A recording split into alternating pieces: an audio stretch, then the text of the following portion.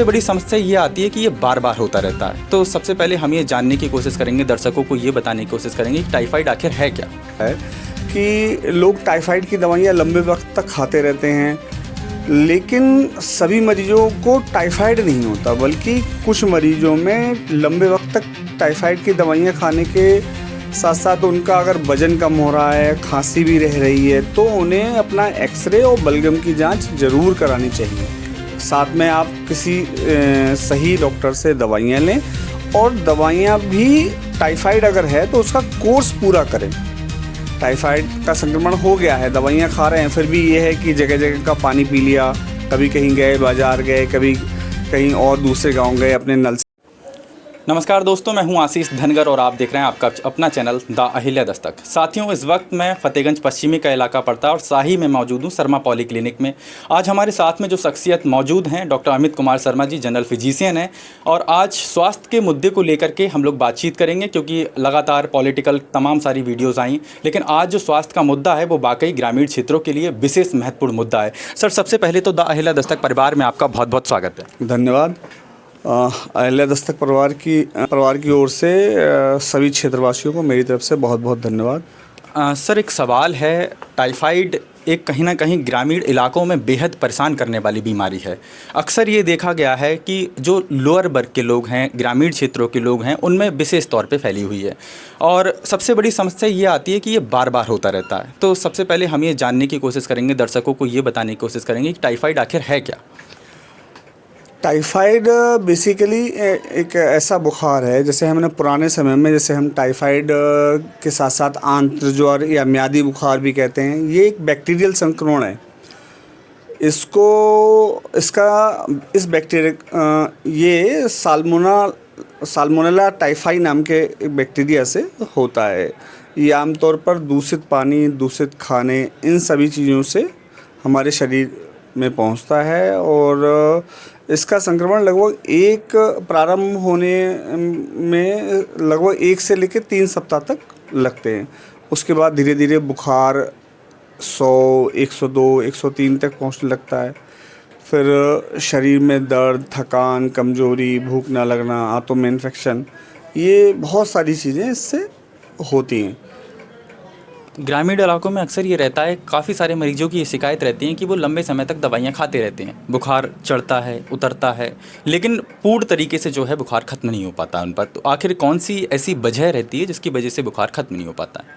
इसकी मुख्यतः 2-3 वजह हैं। एक तो जो मैंने काफ़ी मरीजों में ये देखा है कि लोग टाइफाइड की दवाइयाँ लंबे वक्त तक खाते रहते हैं, लेकिन सभी मरीजों को टाइफाइड नहीं होता, बल्कि कुछ मरीजों में लंबे वक्त तक टाइफाइड की दवाइयाँ खाने के साथ साथ उनका अगर वज़न कम हो रहा है, खांसी भी रह रही है, तो उन्हें अपना एक्सरे और बलगम की जांच ज़रूर करानी चाहिए।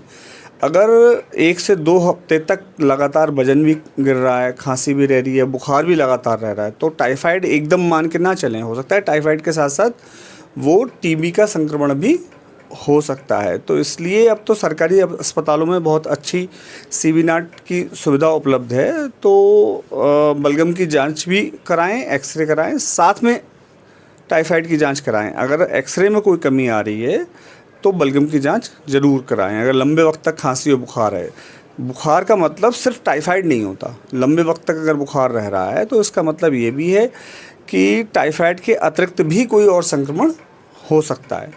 बहुत सारे यूट्यूब पे लोग देखते हैं, देसी उपाय आते हैं, तो आपका इस पे क्या मानना है? काफ़ी सारे लोग ये कहते हैं कि देसी उपाय ही कर लो, वो कर लो, तो उससे टाइफाइड ख़त्म हो जाएगा। इस बारे में आप क्या सोचते हैं? देसी उपाय करने से बहुत ज़्यादा टाइफाइड पर कोई असर नहीं पड़ता। आमतौर पर एक तो हाइजीन मेंटेन करने से, स्वच्छ जगह का खाना, स्वच्छ पानी पीना, ये तो टाइफाइड पर असरकारक है। साथ में आप किसी सही डॉक्टर से दवाइयाँ लें, और दवाइयाँ भी टाइफाइड अगर है तो उसका कोर्स पूरा करें।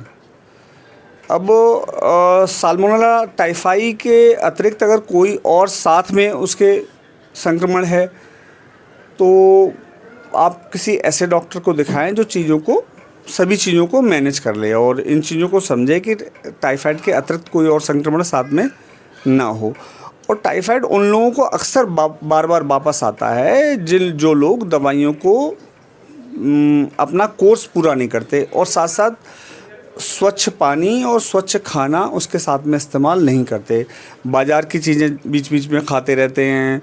टाइफाइड का संक्रमण हो गया है, दवाइयाँ खा रहे हैं, फिर भी ये है कि जगह जगह का पानी पी लिया, कभी कहीं गए बाज़ार गए, कभी कहीं और दूसरे गांव गए, अपने नल से साधारण पानी लिया पी लिया, तो उसमें अगर कम बोरिंग है और दूषित पानी है तो वो टाइफाइड को और ज़्यादा, टाइफाइड की बीमारी में काफ़ी नुकसान करता है। डॉक्टर साहब, कहा यह जाता है कि बीमारी के लिए दवा जितनी इंपॉर्टेंट होती है, जितनी महत्वपूर्ण होती है, परहेज भी उतना ही महत्वपूर्ण होता है। तो टाइफाइड में किन चीज़ों का परहेज रखना चाहिए? टाइफाइड में परहेज की बहुत अहमियत है। टाइफाइड बेसिकली अपने क्षेत्र में मैंने ये खूब देखा कि लोग टाइफाइड की दवाइयों के साथ साथ में बाज़ार की चीज़ें बहुत सारी खाते रहते हैं, फिर वो ठीक भी नहीं होते। टाइफाइड में बेसिकली सुपाच्य खाने का जो आसानी से पच जाए, बहुत आसानी से जो पच जाए वो खाना इस्तेमाल करना चाहिए। जैसे कौन कौन से खाने रहते हैं? आप साधारण मूंग की दाल वगैरह ले सकते हैं भाई, इसके लौकी है, दलिया है, जो आसानी से आंतों में पच जाए, क्योंकि टाइफाइड का संक्रमण अक्सर आंतों में भी काफ़ी तेज़ी से टाइफाइड का संक्रमण होता है, तो वो काफ़ी नुकसानदायक होता है। ऐसे में अगर टाइफाइड है और आप सुपाच्य भोजन नहीं कर रहे हैं, जो आसानी से पचने वाला भोजन है वो नहीं कर रहे हैं, तो वो टाइफाइड के लिए घातक होता है। डॉक्टर साहब, एक सवाल और है कि इसका कोर्स कितने समय का रहता है? ये डिपेंड करता है कि टाइफाइड किस कंडीशन में है। मान लीजिए साल्मोनेला ओ पॉजिटिव है, साथ में एच पॉजिटिव है, और किस कंडीशन में पॉजिटिव है, 160 है, 320 है, तो ये उसका टाइफाइड का कोर्स उसमें वेरिएट करता है। ऐसा नहीं है कि एक साधारण काफ़ी गंभीर स्थिति में टाइफाइड है, वो आप 10 दिन दवाई खा के आपने छोड़ दी तो दोबारा फिर वो लंबे समय तक पॉजिटिव रहेगा। आमतौर पे लगभग कितने दिन दवाई चलती है?